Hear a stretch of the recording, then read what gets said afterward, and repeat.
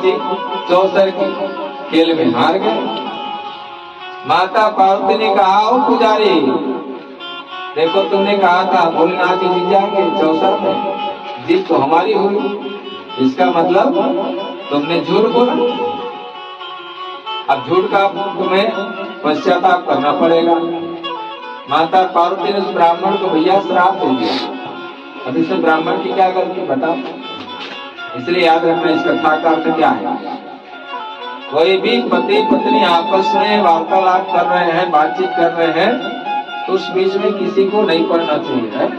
हाँ, पति पत्नी अगर कोई भी बातचीत कर रहे हैं ना, तो संतान को भी नहीं पढ़ना चाहिए, संतान को भी नहीं पढ़ना चाहिए माँ बाप के बीच में।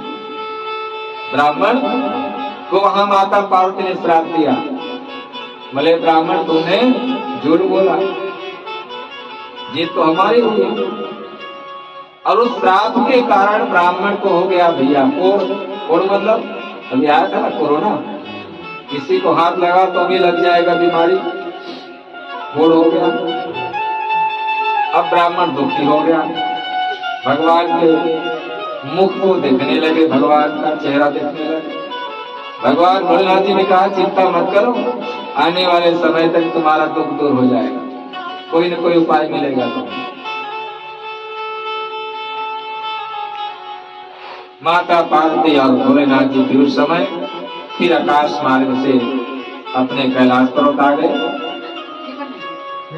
1 बरस हो गए भैया, ब्राह्मण दुखी दरवाजे पर बैठा था मंदिर के किनारे।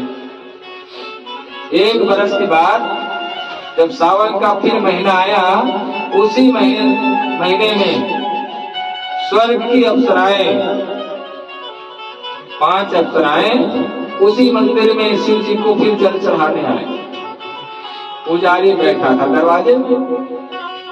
पुजारी से कहा, महाराज आपको मंदिर के अंदर होना था, बाहर बैठे हो, चलो पूजा करा देना। पुजारी ने कहा, ये देवी क्या बताओ, उसी माता पार्वती के श्राप से तो मुझे बीमारी हुआ, रोग हुआ है, श्राप लगा है कोड़ का, अब मैं मंदिर नहीं जा सकता। अगर भगवान भोलेनाथ जी को हाथ लगा दो तो उनको भी कोड़ हो जाएगा। 5 देवियों ने कहा, बोले ब्राह्मण, इस रोग का ही कारण है, रोग को दूर करने का तो एक उपाय है, भगवान भोलेनाथ जी का पूजा करना। और ये 16 सोमवार का नियम को कौन बताया जी?